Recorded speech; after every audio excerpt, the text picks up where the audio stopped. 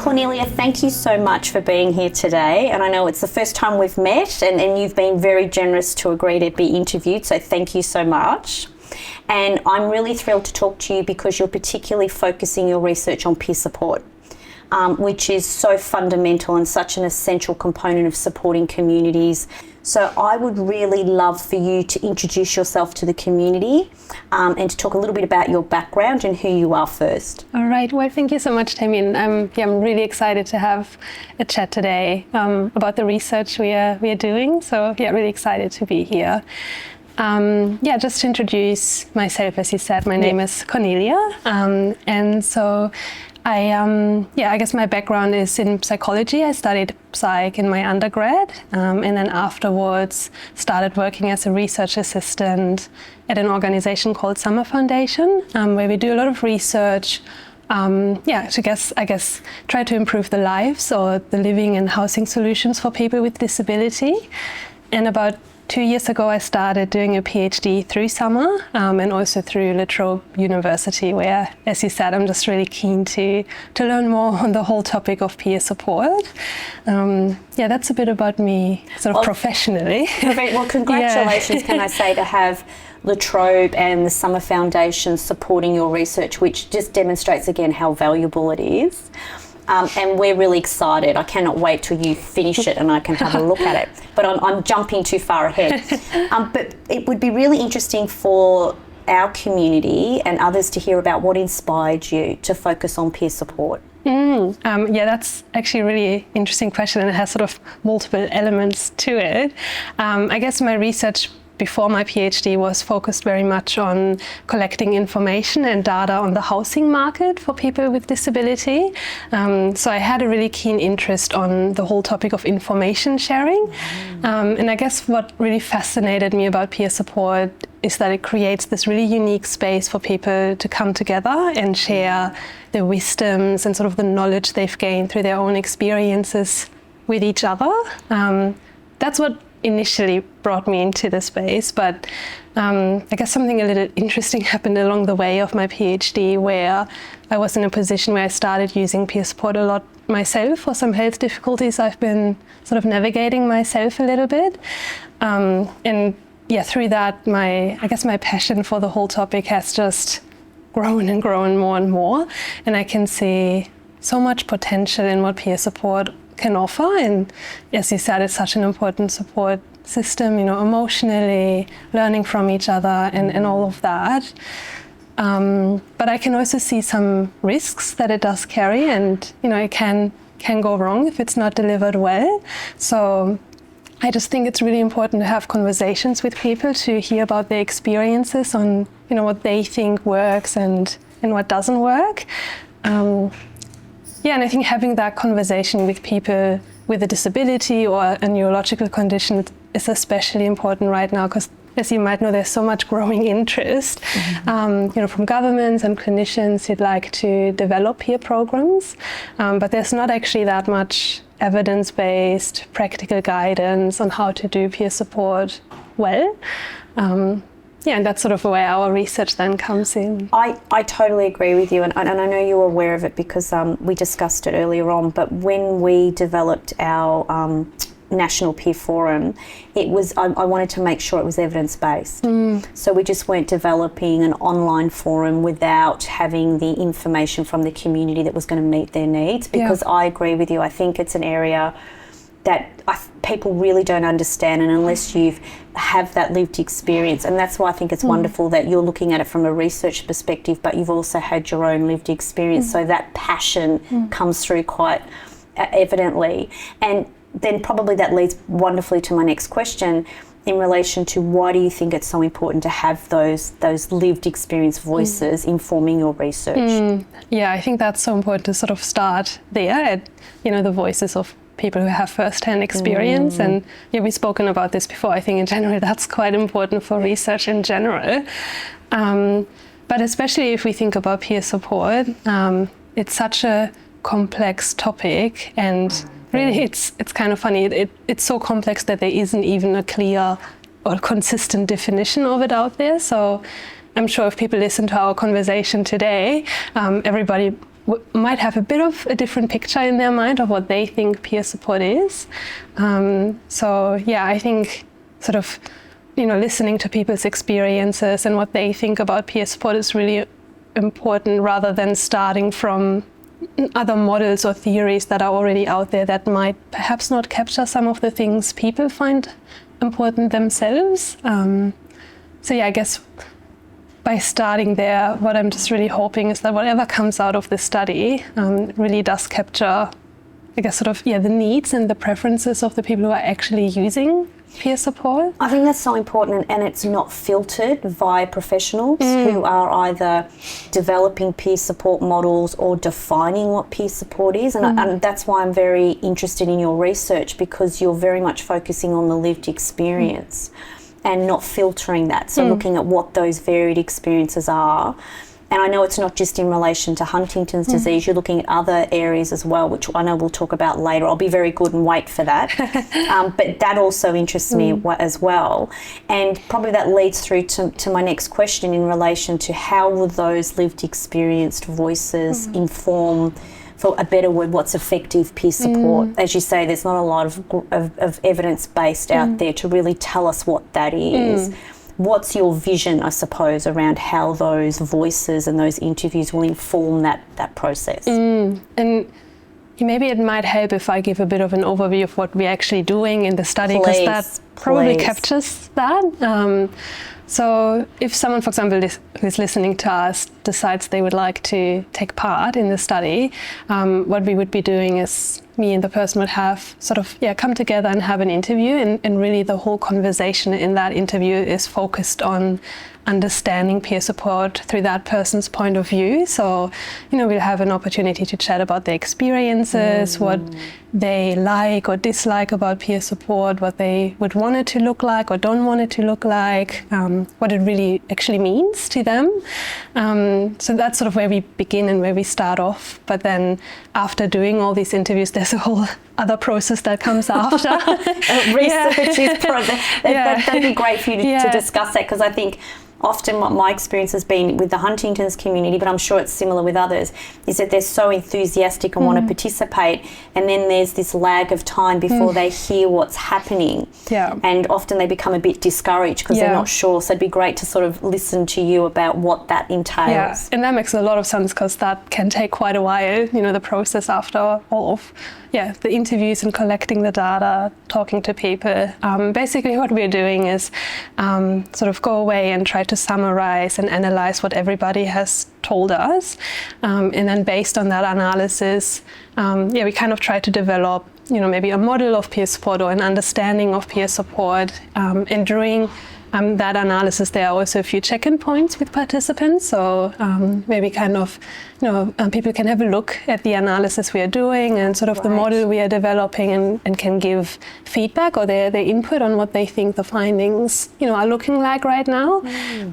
So I guess even after an interview, people who take part in the study still are involved and can sort of shape the findings of the study. So I guess to go back to your earlier question, that's all, I guess, to say that whatever comes out at the other end of our study, I hope is very much sort of built up from the ground up, from people's stories and their experiences, rather than us sort of coming in with initial ideas and imposing that on what people are telling us. How innovative, can I just say? And I really love that not only are you going to interview people who will have different experiences, and then collate that information, and I would imagine looking at what are some common themes and where are the gaps, and then trying to develop a model that will address people's needs to the best of your, and then have those participants of the research potentially give you feedback on if that model is kind of meeting what they think are needs and shaping that.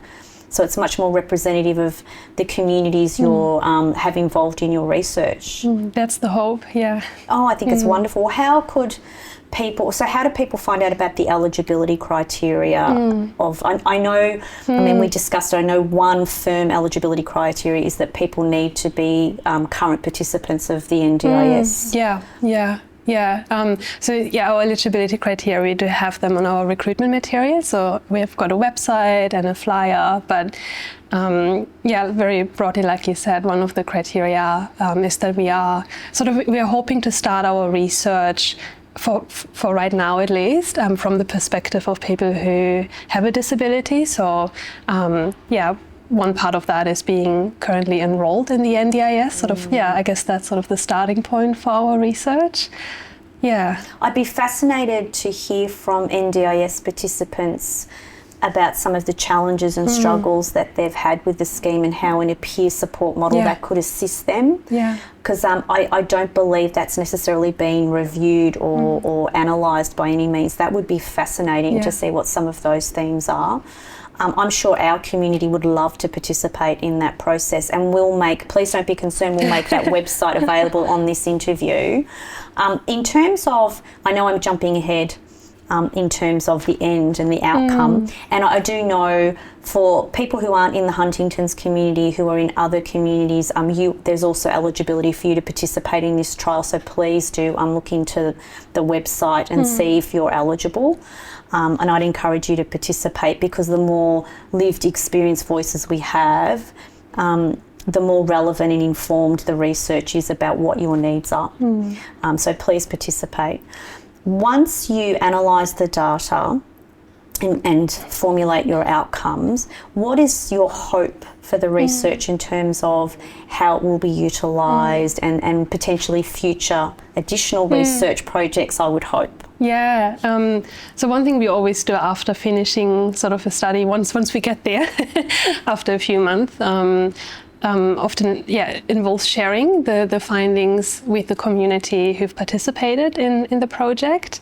That's sort of the very first step of that. But the interviews we are doing right now are sort of the starting point of my PhD, and they will inform the next studies within the PhD as well. So one thing we are hoping to do is to run a survey on peer support as well, which will, I guess, allow us to reach more people, because interviews are often, I guess, a bit more limited in terms of how many people we can interview. And whatever people are sharing with us in the interviews will very much inform what that survey will look like. So it will inform future research too.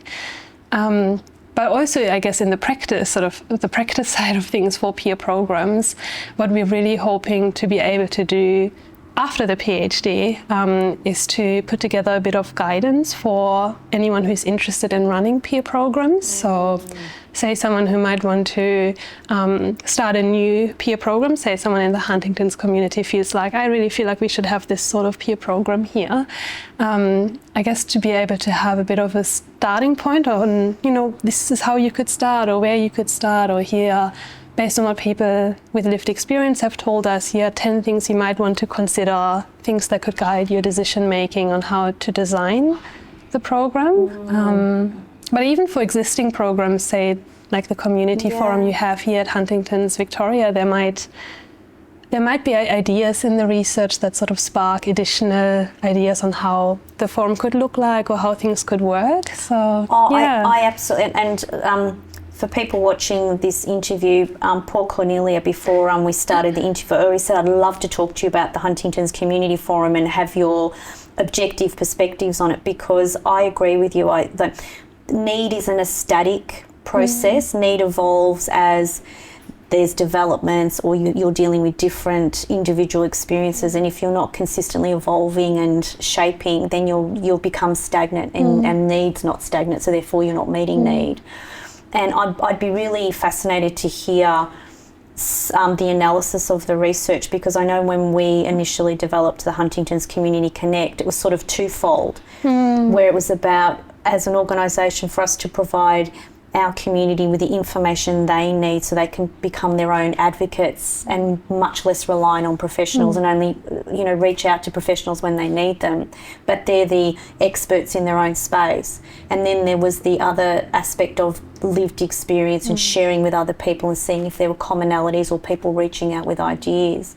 And I just love that concept that you said, that developing a model where you might want to develop a peer support group, but it might be for a particular reason. It might be, so there'll be differences and variances, and that fascinates me.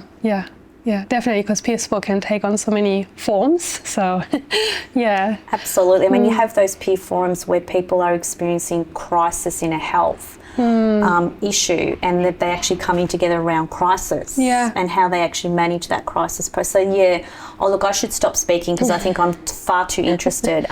But I cannot thank you enough for sharing your research, and thank you for choosing your PhD on this issue, because I do think it is so important in this day and age that we're supporting and connecting with each other, because there seems to be less of it rather than more of it. And so I think your research is really invaluable, and I thank La Trobe and the Summer Foundation for supporting you. That just shows them how innovative and progressive they are.